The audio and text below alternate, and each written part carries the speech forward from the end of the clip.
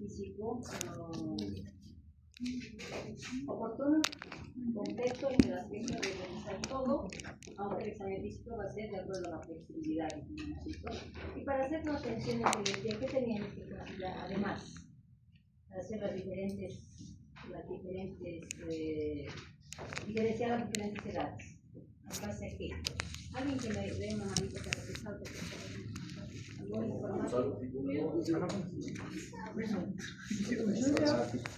Tanto joven informático tenemos en la actualidad.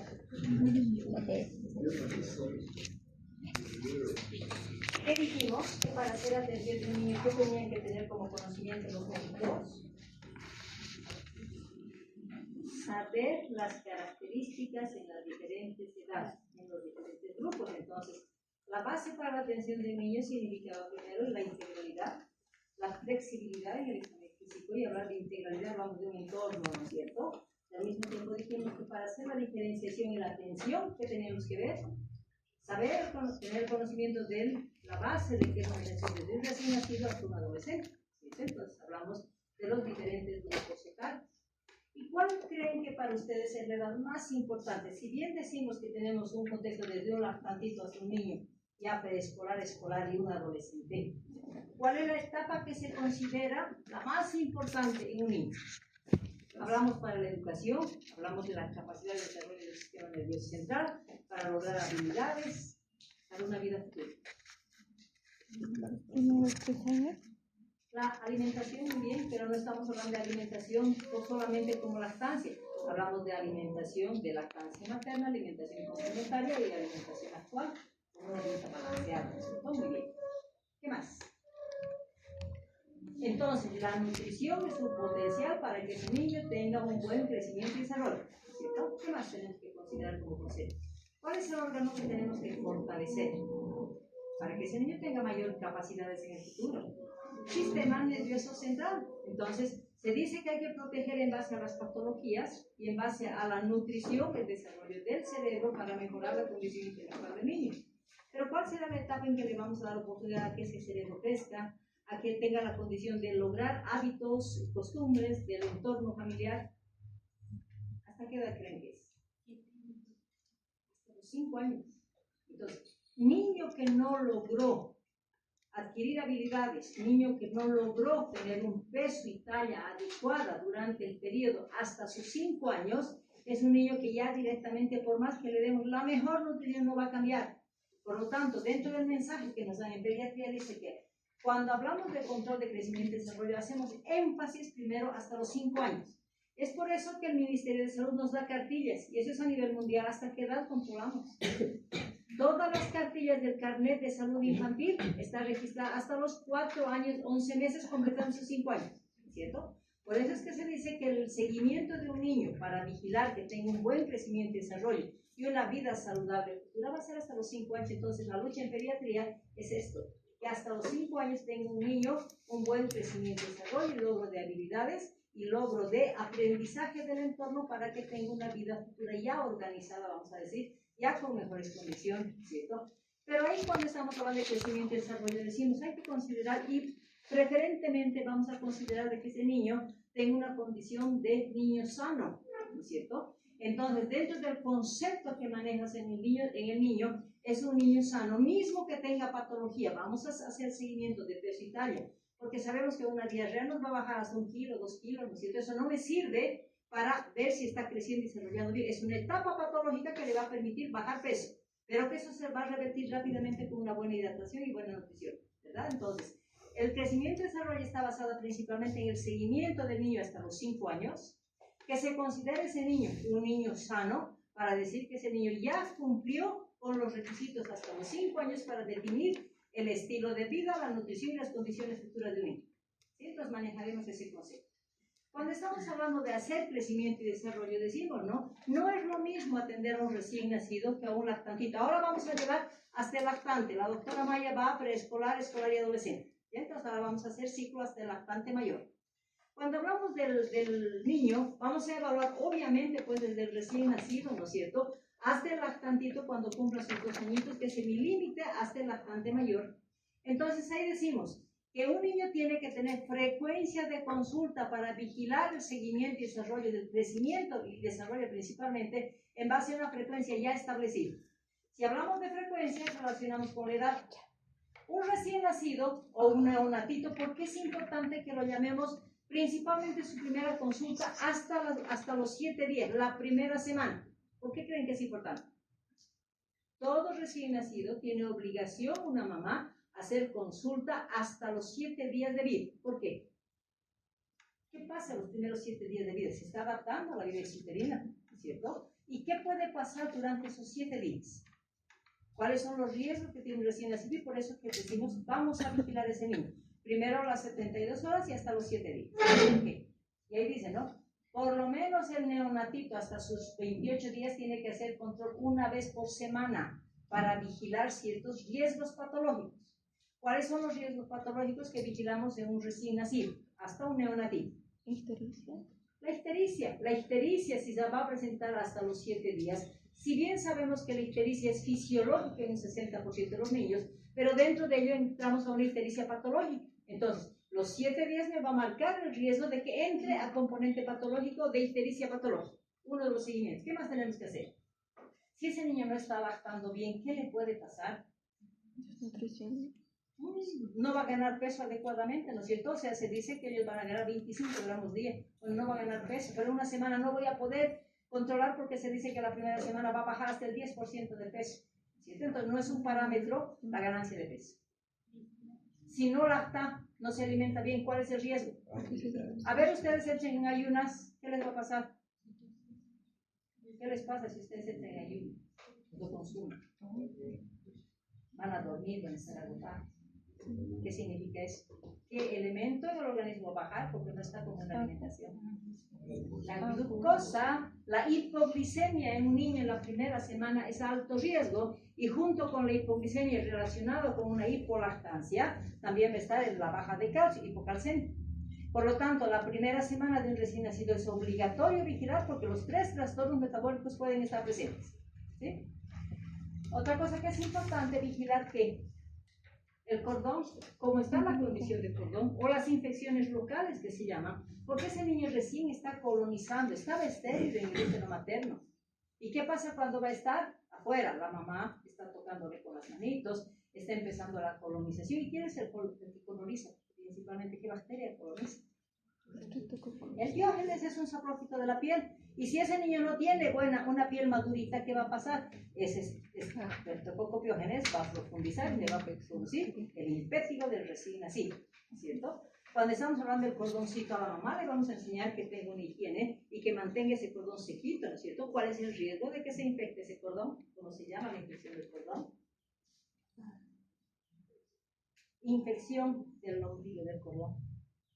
Ompalitis. Entonces, si se fijan, lo importante que es ese seguimiento en la primera semana y después secuencialmente hay que seguir vigilando, ¿no es cierto? Ese niño va a pasar a la edad del lactante menor y estamos hablando de que el niño tenga 1 mes hasta los 11 meses, o ahí lo designamos como lactante menor. ¿Qué significa? Ese lactantito menor tiene que ir vigilándose ahí en la ganancia de peso y la ganancia de talla y obviamente la técnica de lactancia materna, porque eso me va a garantizar que ese niño tenga una buena ganancia de peso y talla, ¿no es cierto? Entonces vigilamos y decimos cada mes porque cada mes tiene una tarea el pediatra. Dice, el primer mes pues vamos a ir viendo que si perdió el 10% de su peso, ¿cuándo empezó a ganar? ¿No es cierto? Al segundo mes, ¿para qué me sirve ese control? Vigilamos, obviamente, en cada consulta vamos a controlar peso y talla siempre. Pero ¿qué tarea nos da los 2 meses? Por eso dice, una vez al mes tiene que hacer la consulta, el lactante menor, hasta los 11 meses. ¿Qué tenemos que hacer con un niño a los 2 meses? Aplicar la primera vacuna, ¿no es cierto? Penta, polio, rota, neumo. Cuando ese niño tiene 3 meses, ¿qué tarea nos da vigilar a los 3 meses? ¿Qué tenemos que hacer en ese niño? Vigilar si tiene asimetría de pliegues, vigilar si no hay una punción. ¿Por qué? Porque eso me va a hacer sospechar ¿qué? Displasia de cadera. Entonces, a los 3 meses, si es que hay alguna alteración de sospecha, voy a tener que sacarle solicitar una radiografía para que veamos si hay o no displasia, ¿cierto? Y a los 4 meses, ¿qué obligación nos da? Nuevamente, esquema del PAI. 5 meses si tuvo displasia, controlar radiológicamente si corrigió esa displasia, a los 6 meses tengo vacunas, entonces por eso se dice que el lactante menor una vez al mes tiene que ir a la consulta, porque cada mes tenemos una tarea, ¿sí?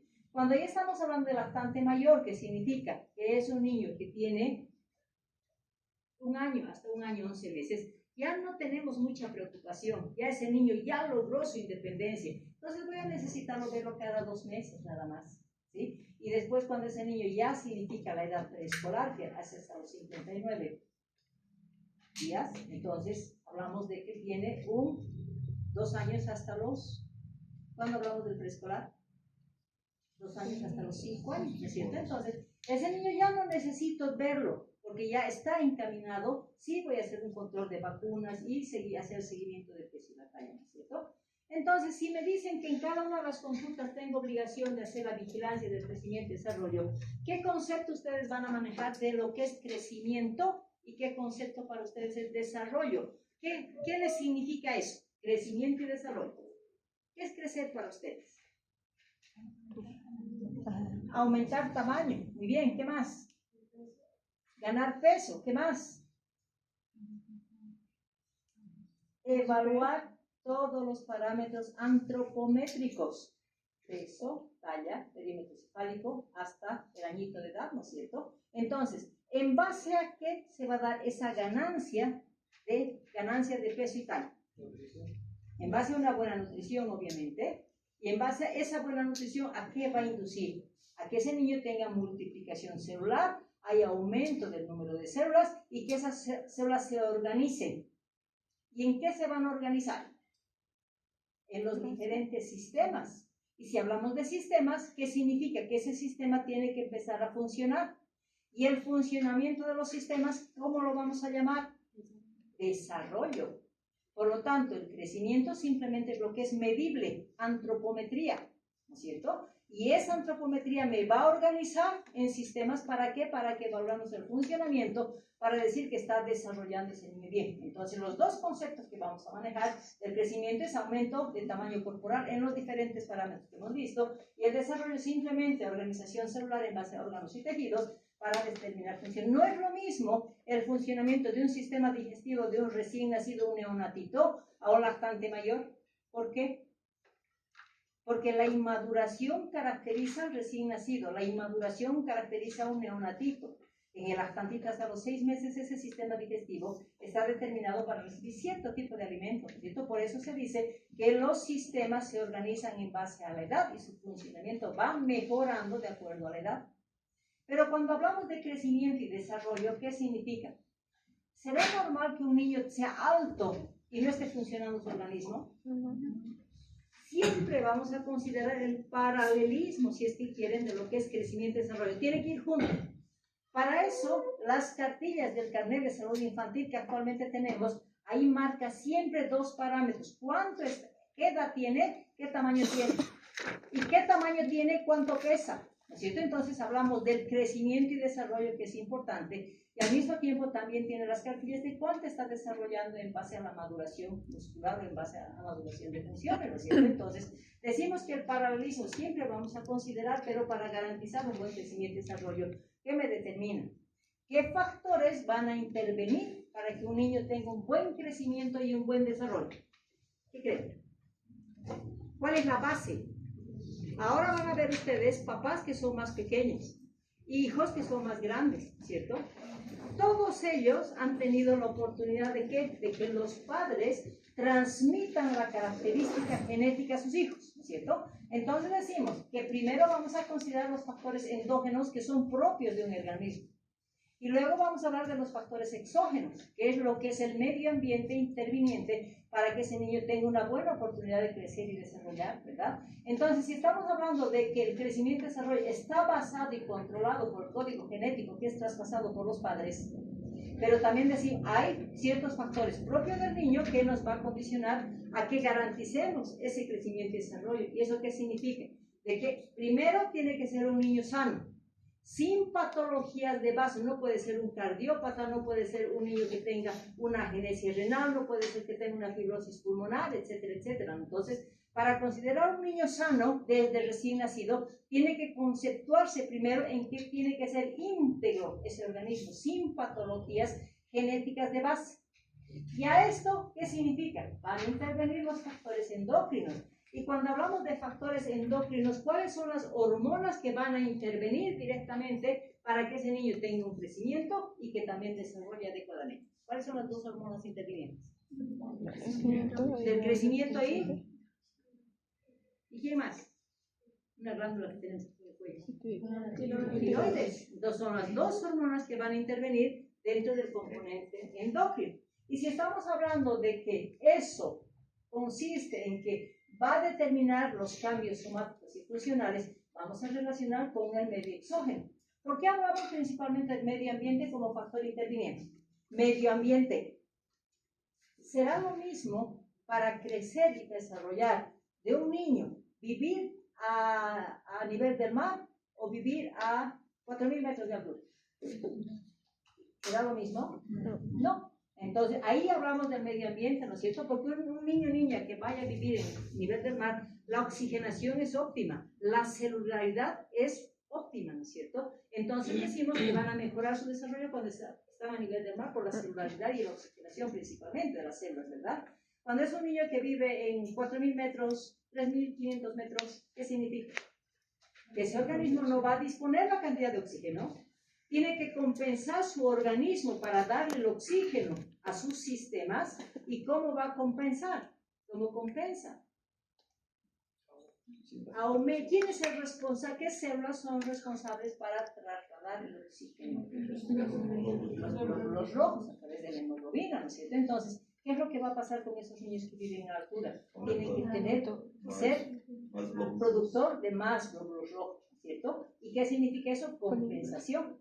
¿Cierto? Entonces no es la misma oportunidad porque está interviniendo un factor compensatorio, pero es un niño poliglobúlico que ya lo estamos condicionando a un factor de riesgo, ¿cierto? Entonces por eso se dice que el medio ambiente es importante. Y si a eso asociamos el clima, la altura, es lo que les decía, ¿no es cierto? La altura es importante, pero me voy a ir al componente socioeconómico. ¿A qué nos condiciona como factor socioeconómico? ¿Qué va a intervenir?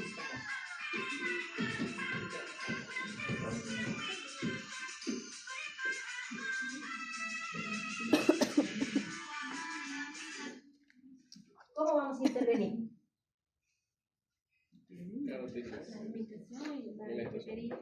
La alimentación, que dice que es importante, ¿no es cierto? Aquí estamos diciendo, la nutrición es el principal factor para que ese código genético se potencialice, ¿no es cierto? Al mismo tiempo, si la nutrición es adecuada, tiene que ser personal, hablamos de padres, que tengan una adecuada educación en base a una condición, conocimiento de una alimentación balanceada, porque es la condición que nos va a llevar a una buena nutrición, ¿no es cierto? Y al mismo tiempo, ¿qué decimos? Que si es una familia pobre o tiene factores culturales, que ya hemos hablado en la clase anterior, que la cultura hace que la alimentación no sea la adecuada, no sea balanceada. Por lo tanto, ¿qué significa? Que esto está interviniendo en ese código genético, no está potencializando y el niño, por solamente la nutrición o factores culturales, no van a permitir que ese niño tenga una buena oportunidad, vamos a decir, de un crecimiento y desarrollo, ¿no es cierto? Y cuando hablamos de las hormonas que se considera un factor endógeno, ¿qué significa? Hemos dicho, factor endógeno que funciona el organismo del niño para potencializar tanto la multiplicación celular como el funcionamiento, vamos a considerar siempre la hormona del crecimiento y la hormona tiroidea, ¿no es cierto? Si estamos hablando de hormona del crecimiento, es la que va a ser responsable de la multiplicación celular. Y cuando hablamos de la hormona tiroidea, ¿qué significa? No solamente es el crecimiento somático, sino también es funcionalidad. Pero ahí me empiezo a hacer preguntas y digo, ¿no? Si la hormona del crecimiento es interventora para que crezca, ¿qué pasa con ese niño que crece en 9 meses 50 centímetros y gana 304 kilos? ¿Qué factor interviene? ¿Será la propia hormona del crecimiento o hay otro factor que interviene para que tenga ese crecimiento rápido? ¿Qué creen ustedes?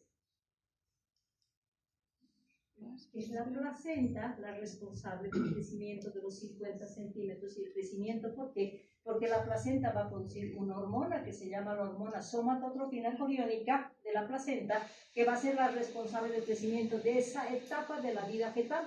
Por lo tanto, ¿dónde y cuándo interviene la hormona del crecimiento? Cuando ese niño nace. Entonces, la intervención directa es placentaria en la vida fetal. Y cuando ese niño nace, recién interviene la hormona del crecimiento para cumplir sus funciones de aumentar su regularidad, hacer crecer y hacer desarrollar. ¿Sí? Entonces, por eso hablamos de la diferencia de ambos. Y cuando ya estamos hablando de la edad pre y puberal, ya son hormonas propias, ¿no?, del sexo masculino, estrógeno, progesterona, que van a hacer que madure sexualmente los niños. ¿Cierto? ¿Bueno? Cuando ya estamos hablando de los grupos etarios, ¿en qué etapa vamos a establecer los grupos etarios? ¿En qué etapa vamos a decir que estamos en grupo etario? Cuando hablamos de grupo etario, cuando ustedes vayan a presentar a un paciente, sea una visita médica o una presentación del caso clínico, van a decir, niño de 2 meses de edad. No, ¿qué se dice? Lactante menor, ¿no es cierto?, de sexo masculino, o lactante mayor de sexo femenino. Entonces, el grupo etario se va a utilizar mucho, si es que quieren, en la presentación de los pacientes y al mismo tiempo en el examen físico, que tenemos que tipificar, hemos dicho, el grupo etario al que pertenece nuestro paciente, ¿no es cierto? Entonces, ahí vamos a definir, aunque hay un poquito de problema aquí, porque si ustedes van a leer Nelson o Meneghe, lo que dice, al recién nacido lo considera hasta los 28 días. Y muchos autores consideran todavía hasta los 28 días, ¿no es cierto? Pero la OMS que dice, el recién nacido es aquel niño que tiene el primer día de vida, nada más. Traduciendo, desde los 2 días hasta cuando estamos hablando de neonatos, hasta los 28 días, ¿qué significa? Que el mes de vida casi que tiene el niño después del nacimiento lo vamos a tipificar como neonato. Un lactante menor es cuando ya ha dejado de ser neonato a partir del mes hasta los 11 meses. Hablamos de un lactante mayor cuando ha cumplido su año hasta 1 año 11 meses. Ya estamos hablando del preescolar, que son 2 años y 5 años, escolar 6 años porque ya entra a la escuela hasta los 12 años, y el adolescente 13 a 18 años. ¿Cierto? Entonces, es importante que consideremos, porque ustedes dentro de la práctica diaria van a tener la obligación de presentar a su paciente con grupo etario, no con edad específica, relacionando con lo que estamos hablando. ¿Sí? Cuando ya empezamos a ver las características propias desde un recién nacido hasta un lactantito, vamos a ver qué es lo que pasa con un recién nacido, por qué es importante tener conocimiento de esas características. Porque un recién nacido tiene la opción de una transición que es importante. Hablamos de la transición de la vida intrauterina a la vida extrauterina. No es lo mismo el funcionamiento de su organismo cuando está en la vida intrauterina, que es dependiente exclusiva de la placenta, ¿no es cierto?, de la sangre materna. Entonces ahí decimos que la característica para hablar de un recién nacido, hemos dicho integralidad de un organismo para considerar un niño sano. Entonces cuando estamos hablando de un recién nacido sano, tiene que también tener integralidad sin patologías de base. Entonces, un recién nacido para ser considerado sano no va a tener las patologías, pero al mismo tiempo, ¿qué otra condición nos exige para decir que es un recién nacido sano? Tiene que tener una edad gestacional madura.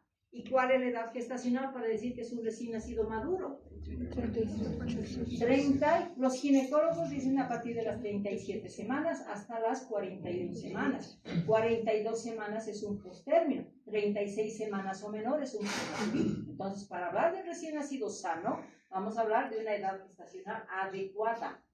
¿Y por qué metemos ahí la antropometría? Porque dentro de las características de un recién nacido, también tenemos datos específicos para decir, tiene que pesar de tanto a tanto para ser un recién nacido a término, y tiene que medir tanto. ¿No es cierto? Entonces hablamos de la relación de edad gestacional y antropometría. ¿Para qué nos sirve esto? Para que cuando ese niño nazca, nos permite dar el primer diagnóstico. ¿Qué significa? Es un recién nacido sano de 39 semanas con peso y talla adecuada para la edad gestacional. ¿Cierto? Eso es lo que consensuamos cuando tenemos estos dos parámetros. ¿Por qué sería importante evaluar la funcionalidad? Esa transición que hemos dicho de la vida intrauterina a la vida extrauterina. ¿Cuáles son los dos sistemas que cambian de la vida intrauterina a la vida extrauterina? Respiratorio, muy bien, porque en la vida intrauterina, ¿qué pasa? La mamá le da sangre oxigenada y el niño no necesita hacer funcionar sus pulmones para oxigenar. recibe directamente sangre oxigenada, por eso se dice circulación materno-fetal, ¿verdad? ¿Qué otro sistema cambia? Circulatorio, ¿no es cierto? Entonces también es dependiente de la madre. ¿Y el resto de los sistemas, será que está funcionando ese sistema digestivo? Sí, porque está produciendo el famoso meconio, o sea, va funcionando con características específicas, ¿no es cierto? Y cuando consideramos la relación, si ha hecho una buena transición fisiológica, ha adaptado sus sistemas a un sistema respiratorio propio y a un sistema circulatorio propio y sistema digestivo funcionante, ¿qué decimos? Que ese niño, además para catalogarlo como un recién nacido sano, ¿qué tenemos que hacer? Tiene que garantizarme una maduración neurológica. La maduración neurológica va a ser en base a los diferentes estados de conciencia que ese niño tiene que tener, pero al mismo tiempo que me tipifica que neurológicamente va a ser un niño maduro cuando presente los reflejos arcaicos, ¿cierto? Y al mismo tiempo decimos, cuando esos reflejos arcaicos están bien, entonces vamos a decir que es un niño maduro, ¿sí? Cuando vamos viendo cada uno de ellos, una tabla que es muy famosa en todas las maternidades que tenemos es la tabla de Capurro. Tenemos Capurro, tenemos Usher. Usher no es muy utilizado porque no es tan preciso. En cambio, Capurro sí es muy preciso. ¿Dónde? ¿Qué es lo que me dice? Que tenemos que revisar el pabellón auricular. ¿Pero qué revisamos? Revisamos la curvatura que tiene. Entonces, cuando hablamos de esa curvatura, aquí decimos que es un prematurito extremo, puede ser 34, 35 semanas, donde no se marque esa curvatura. Cuando ya está llegando a ser un limítrofe, 35 semanas, va a marcar aquí un poquito la curvatura. Cuando está hablando de 37 semanas, ya se marca claramente. Y cuando sea un niño maduro, bien formadito el pabellón, ¿no es cierto? Entonces, eso me permite sumar 8, 16, 24, ya voy anotando, ¿no es cierto? Cuando voy a revisar la glándula mamaria, decimos, ¿no? El tamaño de la glándula mamaria, aquí es un prematuro extremo, 34 semanas, 33 semanas, donde no se visualiza esa glándula mamaria. Cuando ya estamos hablando de que el tamaño es de 5 milímetros, ya le voy a dar un puntaje de 5. Cuando mide de 5 a 10, que es un limítrofe, 37 semanas, voy a darle un puntaje de 10. Y cuando es un niño maduro, va a ser más de 10, entonces le voy a dar 15. Voy sumando, ¿no es cierto? Cuando hablamos del pezón, el pezón aquí no es visible, el pezón es 0. Cuando ya voy a ver la areola más el pezoncito, va a ser menos de 7.5 milímetros. Entonces aquí ya ese limítrofe va a ser de 7.5 milímetros y aquí más de 7.5 milímetros. Entonces, nuevamente 5, 10, 15. Cuando hablamos de la textura de la piel, un prematurito que tiene una piel transparente, los vasos se ven, es una piel demasiado delgada, ¿no es cierto? Y poco a poco va engrosando, presentándose una descamación fina, una descamación un poquito más gruesa, donde nuevamente 5, 10, 15, 20, ¿no es cierto? Y finalmente los pliegues frontales, si es un prematuro extremo, no va a tener ni un solo pliegue. Unos de 34, 35 semanas, un poquito de pliegue cerca de los deditos. Cuando ya tenga 36 semanas, va a tener ya parte anterior del piecito con los pliegues. Cuando ya es un 37 semanas ya tiene los 2/3 de pliegues y cuando es un maduro toda la planta del pie ya tiene. Entonces, en base a eso ya nos dan puntaje para la sumatoria. ¿Qué me dice? Esa sumatoria que han hecho van a sumar a una constante que es 204. Entonces van a sumar y después dividen entre 7. ¿Para qué? Para que el resultado de la evaluación de Capurro me diga el número de semanas a la que corresponde este niño. Entonces, por eso se dice que el método más utilizado es Capurro, porque me dice más precisamente el número de semanas. Hemos dicho valoración neurológica, ¿no es cierto? Postura. Un niño puede estar en decúbito dorsal o decúbito ventral. Es importante considerar el tono muscular de ese niño, por eso decimos que tiene movimientos activos. Hablamos de los reflejos arcaicos. Cuando estamos hablando del sueño, y esto llama mucho la atención a los padres, ese niño puede estar despierto, ¿no es cierto? Pero todavía no atiende al entorno porque es un recién nacido. Cuando hablamos de un sueño, puede haber un sueño profundo o un sueño leve, y principalmente lo que más llama la atención es el llanto. Los papás, se dice que con el llanto el niño mueve el universo, el entorno familiar, ¿no es cierto? El niño llora todito, ¿qué está pasando?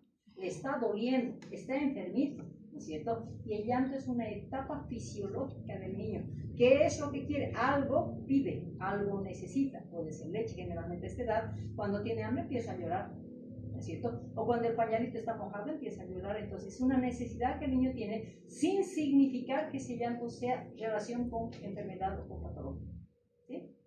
Bueno, cuando ya nos vamos a los reflejos arcaicos decimos todo recién nacido, ya después del nacimiento vamos a evaluar Y lo que más importa en esta edad, ¿qué es? Que ese niño se alimente bien. Entonces, por eso se dice que los reflejos que tienen mayor desarrollo son reflejos de búsqueda y succión, y obviamente relacionados con la deglución, porque ese niño le va a garantizar la alimentación, le va a garantizar el bienestar, ¿cierto? Entonces, ahí hablamos del reflejo primero de búsqueda. ¿Cómo corroboramos? Entonces, cuando nace el niño en la sala de partos, ya con el guante le estamos poniendo el dedito buscando. Entonces, el niño empieza a desarrollar pensando que es el pezón de la mamá. Entonces, el reflejo de succión también, que es importante. Entonces, ambos son reflejos arcaicos. Luego me voy a evaluar el tono muscular que hemos dicho que es importante. Entonces, ¿qué hacemos? Tomamos las manitos de un recién nacido, estiramos y testamos, o sea, hacemos de que ese bracito se extienda. Y lo suelto de golpe. No, ese niño no va a hacer caer porque hay tono muscular. Entonces, ¿qué es lo que hace? Va haciendo lo que se llama el abrazo espontáneo, ¿no es cierto? Entonces, y se va relajando de a poquito. Hablamos de los reflejos de prensión. El recién nacido está con su manita así, póngale una mano o un dedo en la mano, va a presionar porque quiere agarrar, es un reflejo. Lo mismo hace en el piecito. Presiónele la planta cerca a los deditos y va a encoger los deditos. Presión palmar, presión plantar. Algo que es importante que evaluemos es la presión que se va a dar en la parte lateral del piecito y los deditos los hace así, ¿cierto? Ese es el reflejo de Babinski.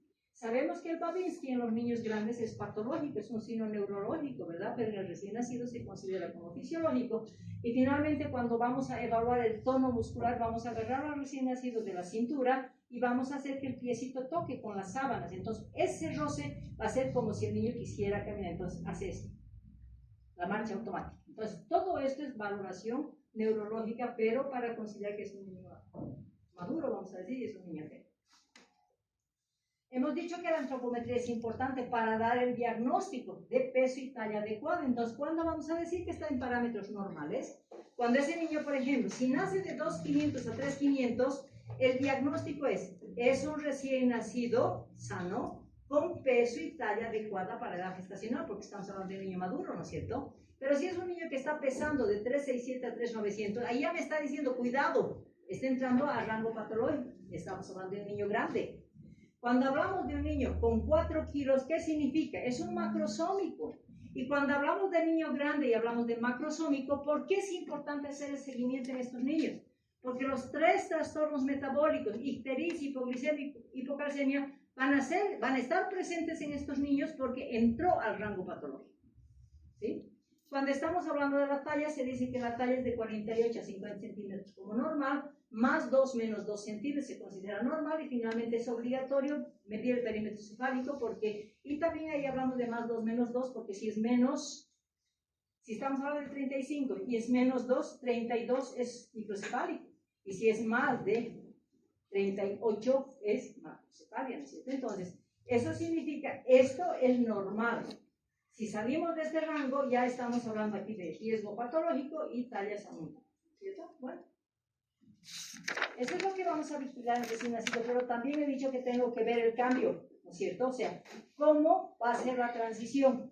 Si hablamos de transición, hablamos de los dos sistemas, sistema respiratorio y sistema circulatorio. Cuando hablamos de los cambios, si hablamos de la respiración, ¿la vida intrauterina respiraba? No. Entonces, recién cuando activa el sistema respiratorio, el niño va a empezar a respirar, pero va a respirar con mayor frecuencia. ¿Por qué? Porque está queriendo compensar ese funcionamiento y estado de hipoxia. Entonces, podemos tener hasta 50 respiraciones por minuto en un recién nacido. ¿Cuánto respiran ustedes? 18 a 20, imagínense, hasta 50 está respirando el recién nacido, y cuando la mamá ve eso, está respirando mucho, se asusta. Sin embargo, es fisiológico, ¿no es cierto? Cuando hablamos de la frecuencia cardíaca, no hay mucha variabilidad, porque va a mantener la frecuencia cardíaca de la vida intrauterina, que es 120 hasta 140, puede llegar hasta 150, pero si voy a encontrar una frecuencia de 160, ese niño está taquicárdico, si está menosía, está bradicárdico, ¿no es cierto? Cuando estamos hablando de qué es lo que necesita el niño para vivir, para alimentarse, estar con los reflejos bien desarrollados, reflejo de búsqueda, succión, deglución. ¿Para qué? Para cumplir sus necesidades, para satisfacer sus necesidades kilocalóricas para que ese niño tenga condición de vida. Pero ahí vamos a ver, ¿no es cierto? ¿Y qué pasó con ese sistema digestivo que estaba ahí guardadito en la vida intrauterina y guardaba su meconio, ¿no es cierto? Entonces, una vez que el niño nace, tiene que eliminar ese meconio. Entonces se dice que la expulsión del meconio va a ser post nacimiento y posteriormente debemos recordar qué color es el meconio. Es oscuro, ¿no es cierto? Es puré de arbe, es casi negro muchas veces. Entonces, ¿qué significa? Que esa eliminación va a ser la eliminación de lo que contuvo en la vida intrauterina y poco a poco va a ir eliminando hasta el tercer día, entrando a deposiciones de transición que son más o menos verdosas para establecer las deposiciones ya maduras o amarillas, ¿no es cierto? Entonces, hablamos de una condición.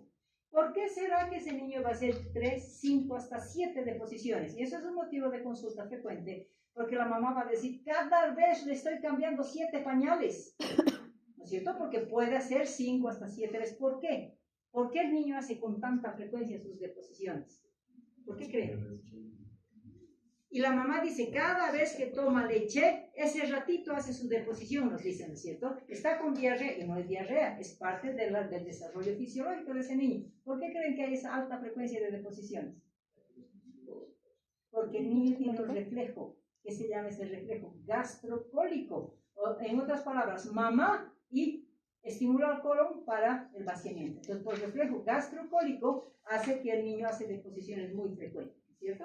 Finalmente, algo que nos va a llamar la atención es la alteración, vamos a decir, del componente hemático. Si estamos hablando de características hematológicas, el niño tiene mucho eritrocito. Y como tiene mucho eritrocito, su característica va a ser de que sus eritrocitos son más frágiles, porque tiene un envejecimiento precoz. ¿Cuánto viven sus eritrocitos? ¿Y ustedes? ¿Y cuánto viven el recién nacido? 60, 70 días. ¿Qué significa eso? Que envejecen muy frecuentemente, muy precozmente, vamos a decir. ¿Y qué condiciona eso? A que se rompan esos eritrocitos, lo que se va a llamar hemólisis. Y si hay hemólisis, ¿se libera qué? Hemoglobina y una cadena de elementos. ¿Para qué? Para que ese niño tenga la probabilidad de desarrollar ictericia. Por eso los niños se dice que desarrollan un 60% de ictericia fisiológica y otros, cuando ya entran con factores patológicos, van a una ictericia patológica. Entonces, ¿por qué el niño desarrolla la ictericia? Porque es un niño hemoconcentrado. Pero no solamente con los eritrocitos, también tienen muchos glóbulos blancos. Cuando ustedes tienen un hemograma, por ejemplo, en un niño, ¿a partir de cuándo consideran riesgo patológico, riesgo infeccioso? ¿Cuántos glóbulos blancos? Y en adultos también. Para ustedes, ¿cuándo dicen esto está normal y a partir de cuándo? Hay infección. Y hay glóbulos hasta 10.000, ¿no es cierto? ¿Y qué pasaría si en un recién nacido encuentran 17.000 glóbulos blancos, 20.000 glóbulos blancos? Se asustan, no está en sepsis, me van a decir, ¿no es cierto? Es fisiológico, así como tiene mucho eritrocito, tiene muchos glóbulos blancos. Entonces vamos a tener una leucocitosis fisiológica por esa hemoconcentración que se tiene, ¿sí? Otra característica que tenemos es los signos de transferencia hormonal. ¿Qué significa eso? A ver, cuando es una niña principalmente, ¿qué es lo que la mamá ve? Observa una secreción blanquecina. Es la leucorrea de la recién nacida. ¿Qué observa? Gotitas de sangre. Es la pseudomenstruación de la recién nacida. Inmediatamente nos vamos a la glándula mamaria y su glándula mamaria está grande. Agarramos, apretamos con mucha delicadeza y empieza a salir leche. Entonces, ¿qué significa? Que las 3 etapas de la leucorrea, la pseudomenstruación o la leche de bruja que llamamos cuando sale leche de esa glándula mamaria, es porque la mamá a través de la leche materna le está pasando hormonas femeninas. Entonces, eso hace de que esa niña transicionalmente haga esa respuesta. Después de 7 días hay que decirle que va a desaparecer porque la mamá disminuye su producción, entonces como consecuencia también van a desaparecer estos signos de transferencia hormonal. Bueno, hemos hablado de todo lo que es funcionamiento y transición de la vida intrauterina a la vida exuterina. Entonces, ahora tengo que evaluarlo en su desarrollo, funcionalidad de todo su sistema. Y estamos hablando, ¿no? Primero, ¿será que ese niño dice, quiero levantar mi mano, quiero levantar mi pie? No, no, son movimientos activos simplemente y nos van a demostrar el tono muscular. Cuando consideramos el componente social, aunque no lo creamos recién nacido, que una mamá o una mujer le hable, el niño empieza a abrir sus ojitos. ¿Por qué? Porque relaciona la vida intrauterina con la voz de la mamá. Entonces responde a la voz de mujer y responde al rostro de una mujer, no así al tono grave que es el varón. ¿Cierto? Entonces, hablamos de una respuesta fisiológica. ¿Y ustedes creen que escucha el niño cuando nace? Escucha porque su órgano está sensible. Entonces, hacen un ruido fuerte y el niño se asusta, ¿no es cierto? Por eso se dice que hay que acostumbrarlos a los niños a dormir con un poquito de música para que no se asusten de los ruidos que pueden hacer el entorno familiar, ¿no es cierto? Entonces, si ven, ese seguimiento tienen que tener ustedes para la atención de un recién nacido. Cuando ya estamos hablando de lactante, en el lactante tengo que ver, es un niño, ¿a partir de qué edad consideramos al lactante? Un mes. A partir del mes, ¿no es cierto? Lactante menor hasta 11 meses. Lactante mayor, Un un año hasta un año 11 meses, ¿cierto? Hasta cumplir los 2 años. Bueno, entonces, ¿qué tenemos obligación de hacer seguimiento en su desarrollo? Estamos hablando de que tengo que evaluar la motricidad gruesa, motricidad fina, el lenguaje y audición y el componente social. Obligatorio y preguntando para hacer un buen seguimiento. ¿Por qué? Porque muchos niños pueden tener rezagos, lo que se llama retrasos, sean motrices, sean del lenguaje o sea del componente social. Entonces, es obligatorio hacer el seguimiento, hemos dicho, hasta los 5 años, ¿cierto? Y en el Ministerio existe un programa que se llama el DIT, Desarrollo Infantil Temprano, entonces, donde tenemos que vigilar desde recién nacido hasta los 5 años, ¿sí? Cuando estamos hablando ya de la condición de qué vamos a observar, si hablamos del niño de 3 meses, ¿qué tenemos que ver? Estamos hablando de motricidad gruesa, fina, audición, lenguaje y social. ¿Cómo maduran los músculos en los niños? ¿Cómo maduran? Por segmentos. En sentido, madurarán de los pies hasta la cabeza. No, de la cabeza a los pies. Es cefalocaudal, ¿no es cierto? Entonces vamos a ver, por eso decimos cuando es un recién nacido, tiene tono muscular. ¿Por qué? Pero no es voluntario. El niño mueve espontáneamente, pero sin voluntad de subo mi mano o subo mi pie, ¿no es cierto? En cambio, el lactantito, ya estamos empezando a condicionar los ciertos movimientos específicos y decimos, si ese niño tiene 3 meses, ¿qué tenemos que hacer en la consulta? Porque estamos hablando de consulta. ¿Qué tenemos que hacer? Niño de 3 meses. 3 meses hemos dicho, voy a controlar cadera, pero al mismo tiempo tengo que ver el desarrollo porque lo pongo en decúbito ventral. ¿Y qué es lo que voy a observar? El sostén cefálico, porque a los 3 meses ese niño ya tiene que sostener la cabecita y la forma de evaluar esto es poniéndolo en esta posición y ver que sostenga su cabecita, ¿cierto? Ese niño a los 3 meses vamos a hablar de motricidad fina. ¿Qué es lo que hace? Su mano es el mejor chupón, tiene la capacidad de meter su manita y chuparse las manos, ¿no es cierto? Entonces eso es propio del desarrollo. Cuando estamos hablando de la audición y el lenguaje, ¿qué es lo que hace el niño a los 3 meses? Parece que estuviera hablando. Y eso es en respuesta a una persona que le habla, ¿no es cierto? Entonces, una persona adulta le habla y el niño responde, pero responde no con palabras, con sonidos guturales. Entonces, va ahí pone, ¿no? Ajú, da, papá. Entonces, cosas que no entiende, pero son sonidos que se responden en base al contacto social que está teniendo en su entorno. Y cuando estamos hablando del contacto social, ¿qué hacemos a los 3 meses?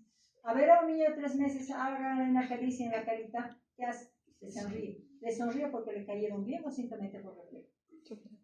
Simplemente reflejo. Entonces, por reflejo ese niño ya testamos los reflejos y vamos a ver que ese niño nos vaya a sonreír, ¿cierto? Entonces, ¿qué me dice? Que a los 3 meses no solamente voy a evaluar la caderita, sino voy a evaluar todo lo que significa el desarrollo. Porque si nosotros vamos a ver que no está sosteniendo la cabeza, ¿qué vamos a hacer?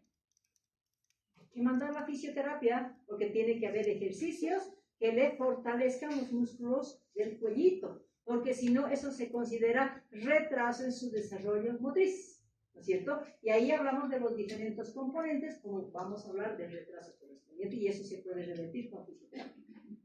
Cuando estamos hablando de los 6 meses, ¿qué vamos a ver? ¿Cuáles son los músculos que van a lograr a fortalecer a los 6 meses? Los músculos dorsales de la espalda, ¿no es cierto? Entonces, ¿qué tenemos que hacer? Enseñarle a la mamá, porque eso no es espontáneo. Cuando estamos hablando del sostén cefálico y estamos viendo que el niño apenas está queriendo levantar, hay que decirle a la mamá, señora, póngamelo en decúbito ventral y tiene que ver que esa cabecita se tiene que sostener. Entonces, cuanto más veces le haga a la mamá, el niño va a ir fortaleciendo los músculos del cuello. De la misma manera, cuando se está sentando a los 6 meses, tenemos que ponerlo en el living, por ejemplo, con unos almohadones. ¿Para qué? Para el niño vaya a fortalecer esos músculos dorsales. Entonces, a los 6 meses que vigilamos obligadamente que se siente solo. Ya el hecho de que se siente solo, tenemos muchos beneficios, ¿no es cierto? Si se está sentando solito, ¿qué significa? Hay que vigilar si hay desarrollo manual de las manitas. Entonces, ustedes van a ver muchos juguetes con edades, ¿no es cierto? Entonces, las sonajeras, por ejemplo, son para los 6 meses algo que le llame la atención en colores y en sonido. Entonces, como ya ese niño se sienta, ya logra desarrollar la habilidad manual de agarrar voluntariamente, ¿no es cierto? Que si bien el recién nacido dijimos es un reflejo de prensión, le ponemos a la manita y él va a presionar, no porque quiere, por reflejo. En cambio aquí a los 6 meses ya tiene condición de voluntad. Le ofrecen un juguete y él va a agarrar con la manito con ganas de jugar, vamos a decir, ¿no es cierto? Entonces se dice que agarra voluntariamente los juguetes. Y cuando ustedes le hacen una monería, le aplauden, le hacen algún chiste o le hacen alguna cosa, el niño va a reír a carcajadas porque a los 6 meses tiene condición de juego, ¿no es cierto? Y cuando ya estamos hablando de lo social, ¿qué significa? Que el niño a esta edad no se reconoce todavía, perdón. En lo social, ¿qué pasa? Que a los 6 meses ya tiene condición de juego, o sea, a los 6 meses ya no es agarrarlo los bracitos y hacerlo pasear, sino enseñarle a que desarrolle todos los componentes que estamos mencionando para que el niño vaya desarrollando todo el contexto de lo que significa habilidad, ¿cierto? Bueno, vamos a los 9 meses. ¿Qué pasa a los 9 meses? ¿Cuáles son los músculos que desarrollan? Músculos de las extremidades. Pero no estamos hablando de maduración muscular, estamos hablando de que establece ya movimientos voluntarios, ¿no es cierto? Él quiere mover. Entonces, ahí empezamos al manejo de las manitos y de los piecitos, donde ese niño va a tener la condición del gateo, ¿no es cierto? Entonces, en la motricidad gruesa ya vemos que sigue progresando, ¿no? Cuellito, espaldita y ahora extremidades. Cuando ya estamos considerando la motricidad fina, ¿cuál era la motricidad a los 6 meses? El agarre voluntario, pero a los 9 meses ya se cansó del agarre voluntario, ya está perfeccionando su agarre, entonces empieza lo que se llama el tacto fino. ¿Qué significa? Que los juguetes ya no va a agarrar en forma gruesa, empieza a utilizar estos dos dedos. Entonces a los 9 meses, ¿qué es lo que se condiciona? De que vamos a darle, por ejemplo, una botella y le ponemos varias cositas que le llamen la atención a un lado, ¿qué es lo que el niño hace? Agarra, mete a la botella, agarra, mete a la botella. ¿Qué significa eso? De que lo estamos estimulando. Se dice que la estimulación precoz hace que ese cerebrito mejore su desarrollo y estamos mejorando su condición de calidad de vida futura, ¿cierto? Pero si nosotros como médicos no sabemos, ¿qué le vamos a orientar? A los papás, los papás no saben. Entonces, el beneficio de estimular el desarrollo es siempre perfeccionar el cerebro para que vaya adelante, para que mejore su posibilidad de mejorar la capacidad intelectual, porque todo eso está mandado por el cerebro, ¿no es cierto? Bueno, entonces ahí estamos hablando de que empieza a agarrar el tacto fino. Ahí entra la pelea, ¿no es cierto? ¿Qué dijo mamá? No, dice ma o pa.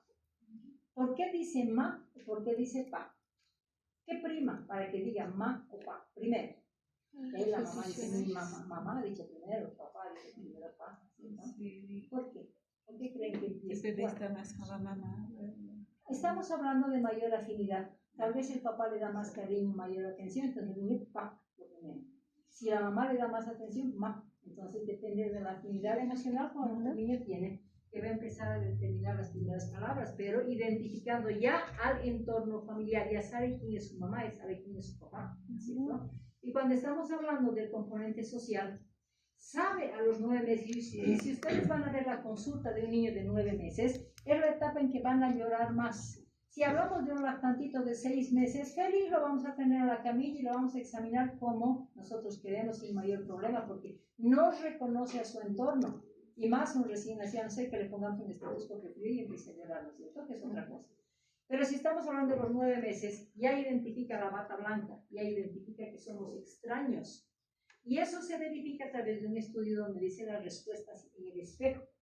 Como el niño ya conoce a sus hermanos, a sus papás, a sus tíos, quienes estén en el entorno, entonces él ya tiene ese contacto social. Pero pónganlo a un niño de golpe frente a un espejo, ¿qué pasa con ese niño? Empieza a llorar porque lo están poniendo frente a algo que él no conoce. Es lo mismo que a la consulta, si a nosotros no nos conoce, empieza a llorar. Entonces la prueba del espejo se demuestra de que a los 9 meses el niño no se ha identificado todavía como persona y piensa que es un extraño. Entonces, por eso es importante que se haga esto para la reacción que corresponde para identificarse. Entonces, poco a poco hay que empezar a poner al niño al espejo y decir, eres tú, y explicarle, ¿no es cierto?, para que no haya problemas. 12 meses, ¿qué pasa a los 12 meses? A los 12 meses ese niño hace lo que quiere, su santa voluntad. Por eso se dice que los padres tienen que saber que el niño no es pequeño cuando tiene 1 mes, 2 meses, 3 meses, 5 meses. No es pequeño, porque cada etapa tiene un hábito logrado. Entonces, cuando decimos que a los 6 meses un niño empieza a berrinchar y los papás rapidito, pues ahí hace lo que quiere, ¿verdad? Hasta los 6 meses están atendiendo con celulares, los están distrayendo, empezamos alimentación complementaria, no le enseñan el método de autocontrol, simplemente le están dando un licuadito en su boquita con el celular aquí, ¿cierto? Eso es lo que hacen. Entonces, por eso se dice que al año el niño, lo que hicieron los padres con el niño hasta su año, marcó la diferencia, porque el niño al año ya sabe lo que quiere, ya no lo pueden obligar. Si no le enseñaron a comer diferentes tipos de alimentos, al año ya no lo van a poder obligar. Si no le enseñaron ciertas conductas de hábitos de sueño, por ejemplo, y lo dejan dormir hasta el mediodía lo despierta, va a ser continuado ese reloj biológico. Ustedes lo han establecido hasta el año, ¿cierto? Por eso se dice que la educación del niño es hasta el año, porque al año ya marca la diferencia de primar su libertad. ¿Y en qué vamos en el desarrollo? Motricidad gruesa. El niño ya empieza a ponerse de pie, quiere ser independiente, ¿cierto?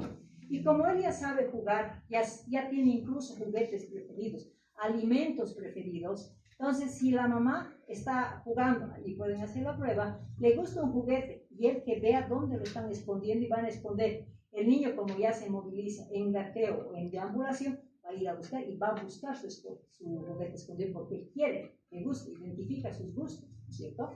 Cuando ya estamos hablando del lenguaje, que dice, el niño no dice no, pero bate su cabeza. Ofrezcan un juguete, no lo obligan a agarrar ese juguete, simplemente su cabecita bate y saben que no le gusta, ¿cierto? Denle una comida. Si quieren obligarlo, no va a aceptarse que haya un poquito de respeto a la orden que los padres que se le hayan enseñado hasta el año de edad, pues sí va a obedecer, pero si no, no quiere comer, ya no lo obligan, ¿cierto? Por eso se dice, el tiempo que tuvieron los padres hasta el año de edad para educar y lograr hábitos familiares y enseñarle la alimentación, fue su tiempo hasta el año. Al año ya no, ya es tarde, ¿no es cierto? Entonces ahí decimos, niega con la cabeza y al mismo tiempo tiene mucho desarrollo de sus manitos. ¿Y qué es lo que quiere? Quiere todo con sus manos, quiere agarrar la cuchara, quiere agarrar la taza, quiere agarrar todo lo que quiere, ¿no es cierto?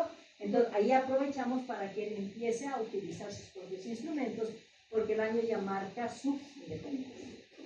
Hablamos de los 18 meses. ¿Qué pasa ese niño? A los 18 meses es el máximo tiempo para que el niño tenga condición de deambulación independiente, ¿cierto? Al año todavía puede estarse agarrando de la sillita, entonces no camina, aunque hay niños que al año ya están correteando, ¿cierto? Depende del desarrollo que tienen. Por eso, ¿ustedes conocen el programa de los 1000 días de los niños? ¿Alguien ha escuchado el programa de los 1000 días? Es un programa de estimulación que se da a los niños y se dice que los 1000 días desde el nacimiento que ese niño ha tenido, si logran que ese niño cumpla todos los parámetros de esos 1000 días, es un niño que va a tener mucha capacidad de desarrollo independiente, vamos a decir, en su vida, ¿no es cierto? Bueno, entonces si vemos acá, decimos, ¿no? Y está empezando a caminar solo y debe caminar solo, ya no podemos prolongar, y el momento en que ese niño tenga 1 año, qué sé yo, 8 meses, 9 meses, si no caminó, entra automáticamente al rango patológico. O sea, su límite máximo para la deambulación independiente va a ser el 1 año y medio.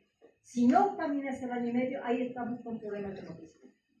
Cuando consideramos la motricidad fina, ya empezamos con superficie y torres, ¿no es cierto? Empieza a poner torres una encima de otra. Cuando hablamos del lenguaje, ya la mamá dice, mamá dame, mamá leche, mamá esto. O sea, ya hay órdenes para que se le vaya a satisfacer sus necesidades principalmente. Y cuando hablamos del componente social, ¿qué es lo que pasa? Y eso es lo que más retrasan las mamás.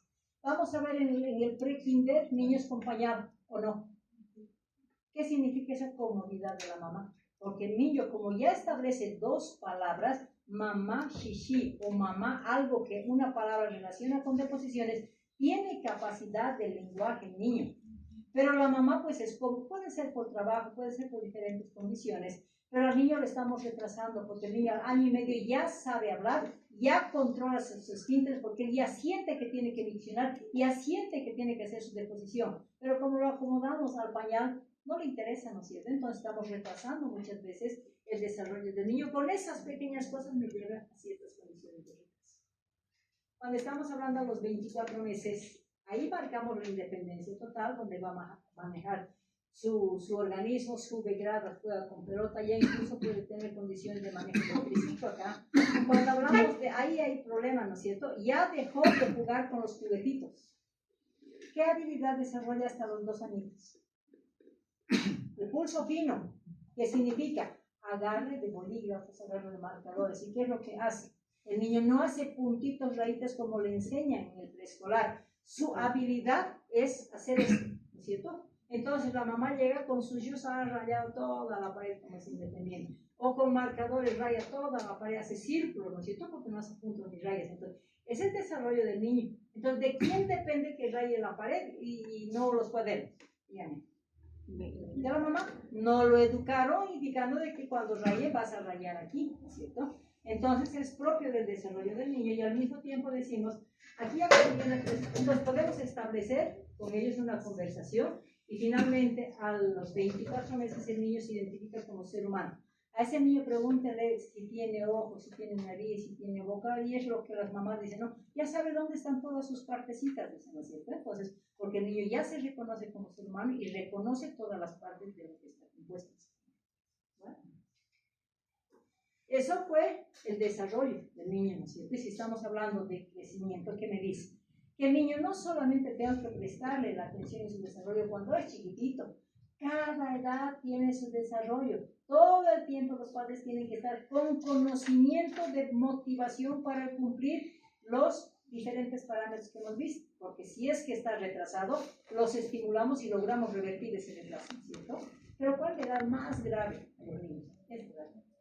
Cuando marcamos su independencia, en lugar esa edad de accidentes, tocan enchufes, suben gradas, se caen de arriba, quieren subir a los muebles, etc. Entonces, cuando marcamos su independencia del año y medio hasta los 2 años, hay que cuidarlos mucho más porque los accidentes están, ¿cierto? Entonces, esto me está diciendo que todas las edades son importantes, pero el alto riesgo es este, porque los accidentes en ese grupo etario están. Bueno, si hemos hablado de desarrollo, ¿cómo crece ese niño? Antropometría. ¿Cierto? Entonces ahí hablamos de la diferencia.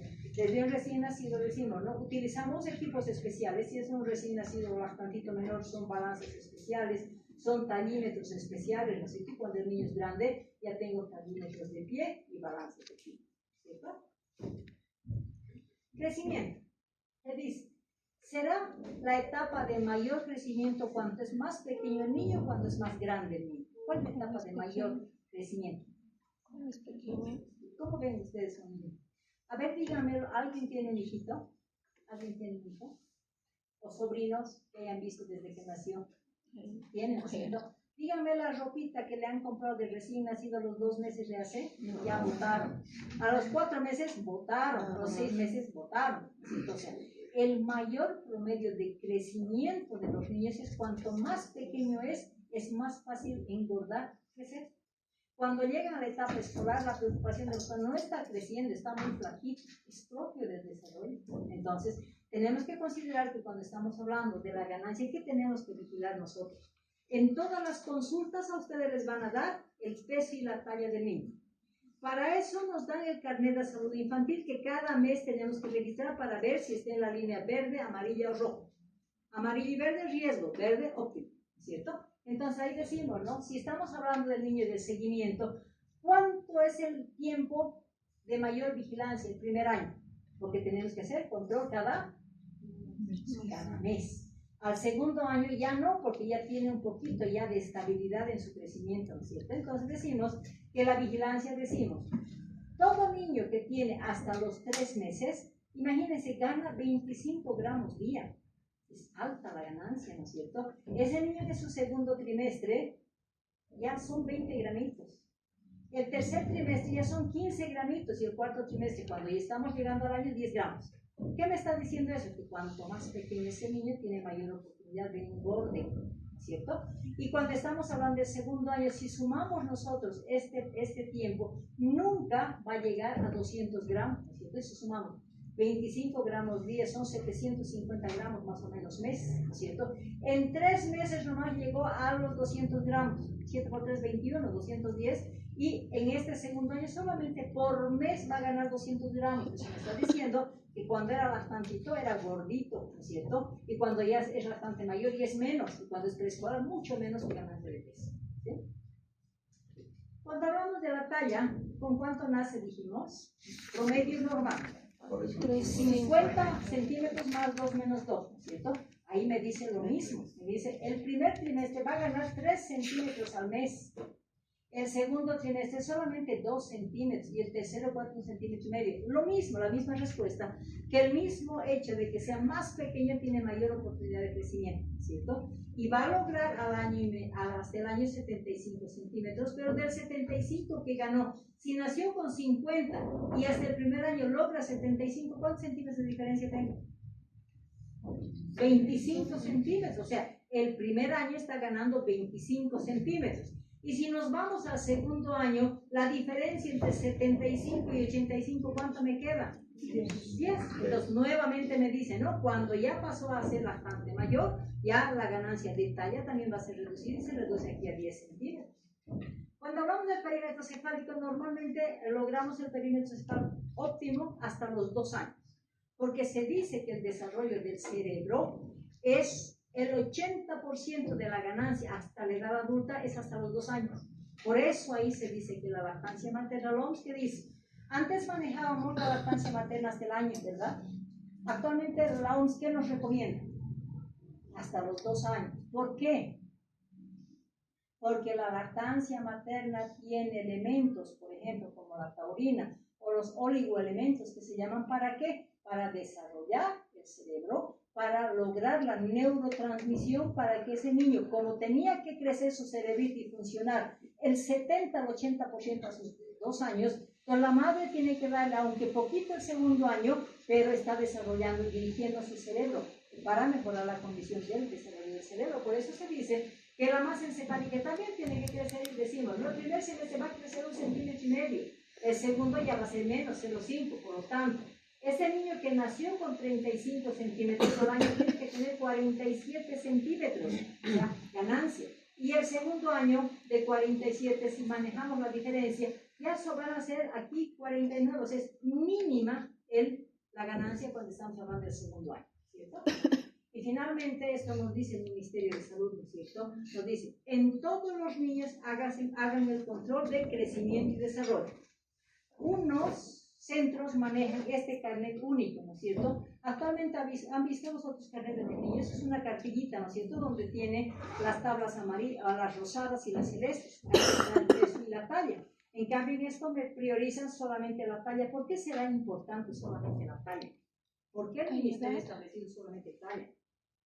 Para ustedes es más peligroso que ese niño tenga deficiencia en su crecimiento o tenga deficiencia en su peso. ¿Qué es más importante?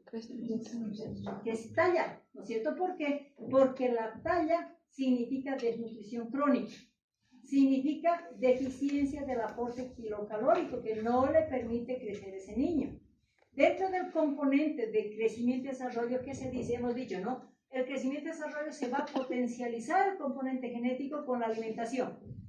Pero para que esa alimentación sea adecuada, tiene que ser balanceada con las tres bases, vamos a decir, del alimento, que son, ¿cuáles son las 3 bases principales de una alimentación balanceada?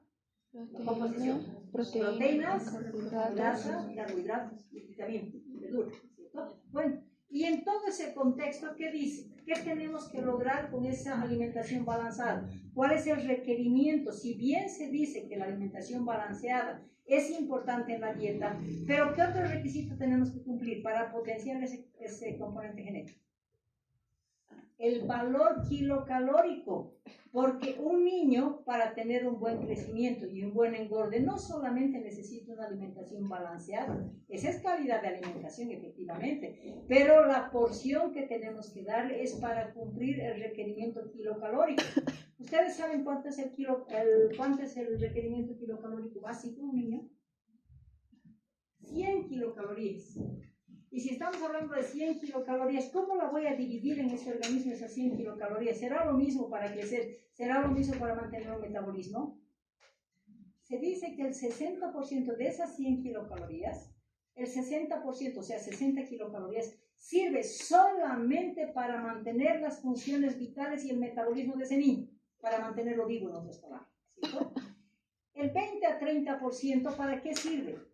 Para que ese niño logre desgastar con las actividades diarias que tiene, el desgaste energético. ¿Qué me queda? 20% de las kilocalorías. Ese 20% me sirve para el crecimiento, o sea, metabolismo, actividad diaria y crecimiento. Entonces, yo si le voy a dar a ese niño 60 o 70 kilocalorías, lo voy a mantener vivo, pero no tiene oportunidad de crecer. Por lo tanto, la deficiencia kilocalórica va a impactar principalmente en la generación de tejido, músculo, hueso, ¿cierto? Entonces, por eso se dice, cuanto poca alimentación le damos a ese niño, le quitamos la oportunidad de crecimiento y obviamente como consecuencia es el engorde, ¿cierto? Por eso se dice que el Ministerio de Salud prioriza lo que es preocupante, la talla. El peso lo revertimos rápidamente dándole en un mes una cantidad suficiente de kilocalorías, pero en ese mes ¿podremos compensar esos 5 o 7 centímetros que le faltan? No, necesitamos un año para lograr revertir esa talla, ¿no es cierto? Es por eso que el Ministerio de Salud establece esto, ¿no es cierto? O sea, nos da esta talla, nos da este gráfico donde dice, es una línea verde, es una línea roja y ya no hay más. Entonces, cuando hablamos de la línea roja me dice, todo niño que llegue en esta línea roja hacia abajo está con talla baja, preocúpense, está ya baja, significa desnutrición crónica, ¿cierto? Y si estamos arriba está ya. Entonces, aquí vemos el crecimiento, ¿no es cierto? ¿Y para qué me pondrán esto? 3 meses, 6 meses, 9 meses, 18 meses, hasta los 24 meses. Y aquí completamos, ¿no es cierto? Hasta los 24 meses que marca su independencia. ¿Qué es esto? ¿Qué significa esto?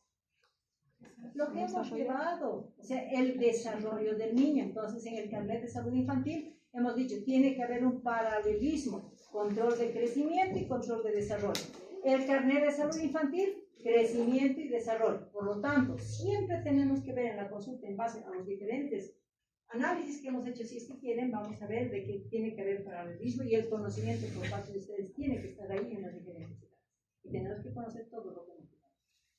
¿Sí? ¿Alguna pregunta, chicos? Ah, no, los dientes me están olvidando.